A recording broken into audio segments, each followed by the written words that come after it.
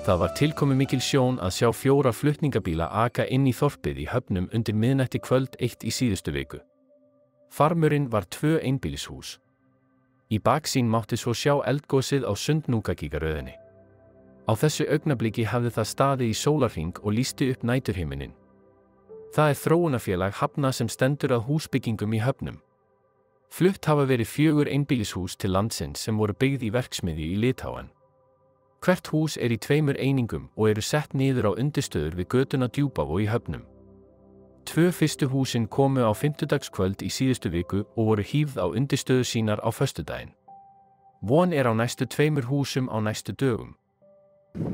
Herru Sveit, mikið af flottum vélum, stórum vélum og mikið af húsum. Hvað er í gangi?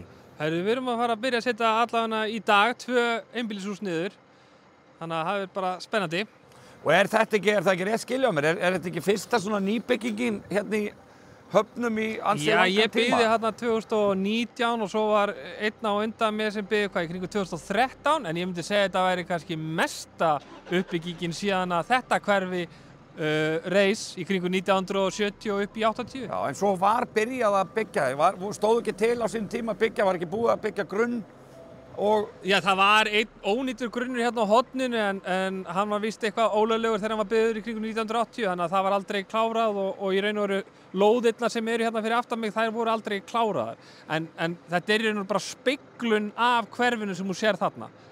Þannig að við erum bara að fylla upp í það sem hefði átt að vera búið að fylla upp í. Og er þetta 3 einbýlishús sem er að koma hingað? Hér eru 3 einbýlishús og svo kemur 1 einbýlishús hérna á milli. Já. Og hvernig er þetta gert? Þetta eru húsin koma bara tilbúin, hvar er þetta byggt? Þetta er byggt í Litháen og kemur að öllu leyti fullbúin og tilbúin. Þannig að hvert hús kemur í 2 einingum sem að svo eru lagðar saman. Þannig að hérna, þær kissast á kjölnum ef ég er hérna, ef þú skilur hvað ég á við með því. Og svo festum við einingarnar saman, allt tilbúið að innan, búið að mála, eldhúsunnýtingin uppsett. Baðherbergi tilbúið, gólfvellin komin, allt saman. Svo bara smávegis frágangur sem er eftir það sem einingarnar kissast saman. Hvað þarf mikið að gera eftir að búið er að hífa húsin og tengja vatn og... Já, ef við tökum það svona út fyrir sviga, að ganga frá húsinu er svona 3 til 4 dagar. Og það er bara tilbúið. Raunhægt að flytja inn bara eftir 34 daga? Nánast, já. Þú kannski sættið við með gashitaofn svona til að byrja með, en við erum núna bara að bíða eftir að veitur komi og grafi, en ég veit að þeir ætla að gera þetta hratt og örugglega og vinna í þessu með okkur, sko. Og hvernig áttu vona á að það verði til dæmis tilbúið? Ég vona að það verði bara allra næstu vikum, sko. Jafnvel í næstu viku eða næstu 2 sem að þeir koma og tengja inn, sko. Allavega á þessu ári? Já, ekki spurning. Það verður að gera það. Og hvað? Eru þessu hús komin í sölu? Hvernig er það? Heyrðu, þau eru í sölu á síðun okkar, svona auglýsingasíðun okkar, Þróunarfélag Hafna, en annars faraðu í sölu leið og húsið dettur og sökkul já. Og bara allar fasteignasölur eða einhver einn fasteignasala? Það er einn fasteignasala, það er Lind sem einkaréttin á þessari sölu. Hún er boðið best? Þeir buðu bara mjög vel og eru góðir, þannig að ég ætla að halda mig við þá til að byrja með og sjá hvernig þetta gengur. Og ertu ekki bara mjög bjartsýnn á að þessi hús rjúki út bara? Ég veit ekki hvort þau rjúki út, en ég vona allavega að fólk þykir þetta jafn spennandi kostur og ég að búa í sveit en í bæ, svona stutt frá en samt í náttúrunni og svona, hvað ég segja, í friði. Já, ég náttúrulega heillaðist oft að þér, ég hitti hérna, hvað er, 2 mánuðir síðan, eitthvað svoleiðis. Já, eitthvað svoleiðis. Í öðruvísi byggingu, þá svona meiri hleðslu. Grjóthleðslu og þú sýndi mér aðeins frá þessu líka og ég er svo sammála. Þetta er bara, maður er bara 7 mínútur að keyra út á Fitjar. Akkurat. Og það ertu með alla skyndibitta og bónus og krónuna og húsasmiðuna náttúrulega. Og svo bara leikskólinn stutt hjá þar, þannig að ég keyri til Reykjavíkur í vinnu og það stoppa mig allavega ekki, sko. Þannig að þetta er mjög spennandi svæði og fallegt svæði hérna. Þetta er dálítið í sveit, en þú ert samt bara með þjónustuna. Já, mér finnst það. Allavega ekki það langt frá að það skiptir mig einhverju máli. En segðu mér, hvar er þessi hús byggð? Þau eru byggð í Litáen. Byggð í Litáen. Litáen og við flytjum það á skipum okkar í húsasmiðjunni til landsins. Ég vinn í húsasmiðjunni. Þannig að þú gast nýtt samböndin hann að... Já, ég sé þessi verkefni í húsasmiðjunni, þessi fullbúnu hús. Þannig að það var einfalt mála... Það var einfalt mála að fara í það. Auðvitað er maður þetta er búið að blunda lengi í manni að gera þetta hérna og ég hef nú búin að vera að nuðast í bænum í fleiri ár að bara fá lóð þá eða? Fá lóð og halda áfram uppbygginguna á þessu svæði fyrir aftan okkur.